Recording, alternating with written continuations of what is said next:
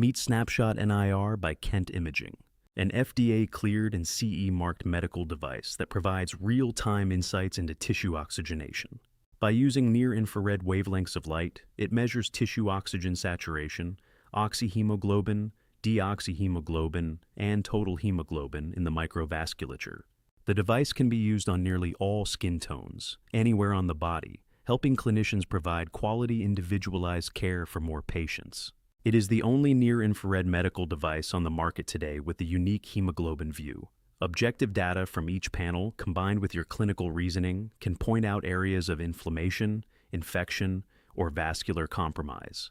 It can help you quickly detect tissue viability, as well as underlying conditions such as venous congestion or arterial insufficiency.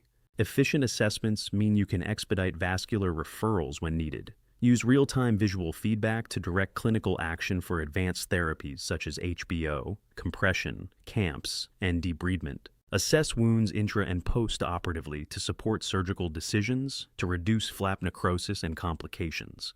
Take it from room to room, clinic to clinic, whether in a hospital, operating room, ER, outpatient center, or mobile care. You can use objective data to direct interventions and improve patient compliance. When patients see what's happening, they're more engaged in their recovery.